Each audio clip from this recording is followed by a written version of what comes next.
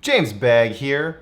Today I want to talk about the video game Mega Man The Wily Wars. This compilation of the first three Mega Man games, upgraded for the 16-bit era on the Sega Genesis, came out in Japan and Europe in 1994. In 2021, it's finally getting a North American physical release. KJ Inafune, creator of Mega Man, has gone on record as saying that the development of this title was a nightmare. A real dog's breakfast. He had a bad time and was surprised he got out alive. With this title, you get the first three Mega Man games, and once beaten, you unlock Wily Tower, an entirely new gaming experience. It's interesting reading about people's takes on which Mega Man game is best. 2 seems to be the fan favorite, but without fail, during this conversation, there's always someone chiming in, attempting to belittle you because 3 is clearly the superior game. Like a dude who thinks he's doing God's work by informing you of Fleetwood Mac's follow-up album to Rumors. Tusk isn't a hidden gem, man. It's a multi-platinum selling album. All these Mega Man games are essentially the same. Bonus points to 5 and 6 because you get to have that pet bird. Let's get the big gameplay changes out of the way for these remakes. First, you get a longer stall at the beginning of Mega Man's walk cycle. There's more slowdown when there's heavy on-screen action. Your buster can only fire every third frame as opposed to the second, and the addition of a battery save.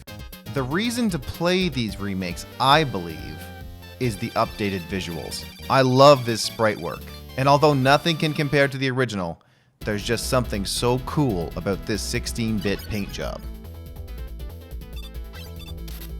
Some of the most iconic examples of video game music come from these original Mega Man games, and there's certainly something to be said about how they've been updated for the Wily Wars.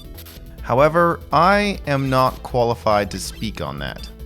When I play these games, I turn the volume down and listen to my own music. I like video game music just fine. I just have a preference for something a little more. I know there's nothing to say. Someone has taken my place. When times go bad, when times go rough, won't you lay me down in the tall grass and let me do my stuff? Show me anything on Tusk that even touches that. The first few bars on Rumors. Good luck, man. Now let's take a look at gameplay footage from the original game. This is the Cutman stage for Mega Man on the NES. I got into the Mega Man series out of feelings of inadequacy as a gamer.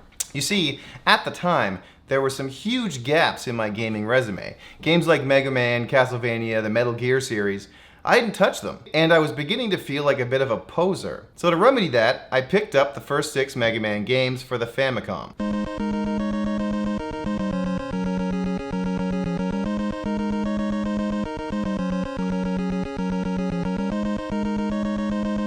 You may have noticed that these are the Japanese versions of this game. This was purely an economic decision. Often, the Japanese version of the game is the cheaper one. No, I don't buy Japanese things because I'm obsessed with Japan. I don't dry hump pillows with big titty anime girls on them. I don't have little manga statues that I hot glue. Although there's nothing wrong with that. I shouldn't be contributing to the stigma around weeaboos. There's absolutely nothing wrong with doing your business on a tiny little statue. I prefer to do it on my soft belly like an otter, but that's neither here nor there. The robot masters in the new Wily Tower section of this game were designed by Inafune himself. They're based off of characters from Journey to the West, one of the 4 great classic novels of Chinese literature. Buster Rod G is a representation of Sun Wukong from the book. He's a monkey king, a Chinese trickster god. This character eats all of the peaches in heaven, and as punishment, Buddha traps him under a mountain. That's interesting. I also read that this monkey is very fast. We're talking 34,000 clicks in a single somersault, so that's fast. He's got magical hair that allows him to transform. I wouldn't mind some magical hair myself. I'd get it to transform into more hair. Extra hair, please. Due to me balding. due to the receding hairline there. That's what losing my damn hair. Mega Water S was inspired by Sha Wujing from the book. This guy was a general in heaven. He broke a vase, and as punishment, the Jade Emperor exiled him to Earth and turned him into a man-hunting demon. He would wear his victims' skulls as a necklace, and says here he fights with a wooden staff. Each day, 7 flying swords sent from heaven would stab him in the chest. Because of this, he would hide in a river. Inafune seems to have put the least amount of work into this one. I don't see a skull necklace or a wooden staff. As you can see, to beat him, you simply jump and shoot. I'm not even touching the dang D-pad.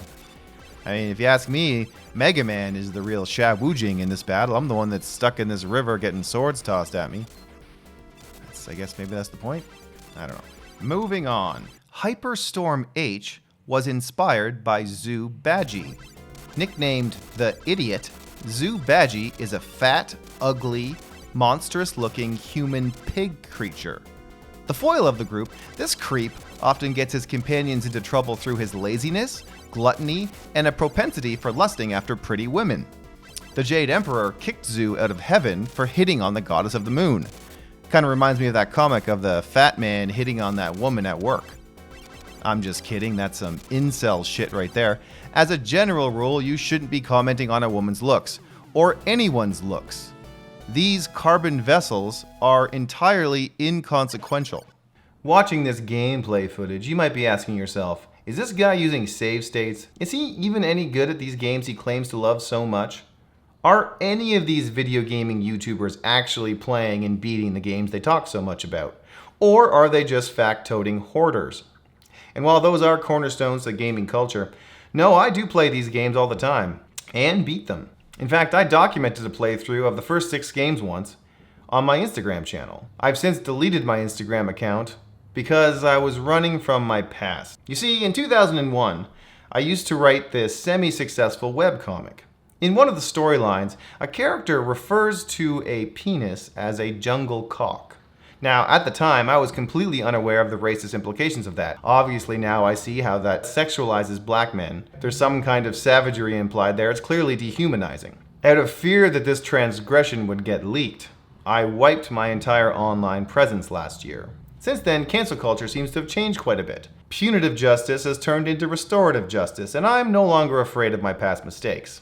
I'm happy to have learned from them, and I hope to do better in the future. However, my Mega Man Chronicles are gone forever. Hard lesson indeed. I'm not normally crazy about the boss area of a Mega Man game, but they made some creative decisions here, and I want to applaud them for it. First of all, they got rid of the boss rush. If you don't know what a boss rush is, it's when a video game makes you, at the end of the game, fight all of the bosses that you've already beaten in a row. It's lazy. It's tedious, it's filler. If you're designing a video game and you're implementing a boss rush, you're no friend of mine. This snaky Firebird thing, for instance, this is some of the most fun Mega Manning I've ever done, and I don't say that lightly. I like to take down a box of light beer while recording these videos. I find it eases my nerves and gives the footage a more fun casual vibe. Ideally, I'd be recording the gameplay footage earlier in the day. Sometimes things just don't work out that way.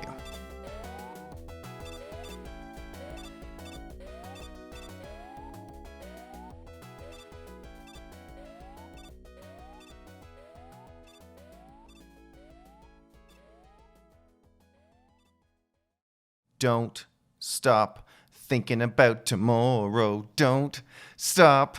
It'll soon be here. It'll be here. Better than before. Yesterday's gone. Yesterday's gone.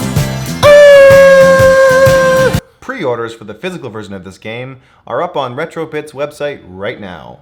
Link in the description. This is of course not sponsored content. This channel, as of this record, has no sponsors. Not that I'm against that idea. The people at Coors Light, if you're watching, I really admire the relationship that Bud Light has with Post Malone. If we could get something like that going, I know it's a long shot and I definitely don't have the kind of pull that Post Malone does. But one day, Sky's the limit, guys. Anyway, let's dedicate this episode to Post Malone. I love that dude. He's got a great attitude, nice look. Don't know if he plays Mega Man, maybe a Dynasty Warriors guy? I'm trying to... Madden? No. If you have any requests, Posty, again, DMs are open. Thanks for watching.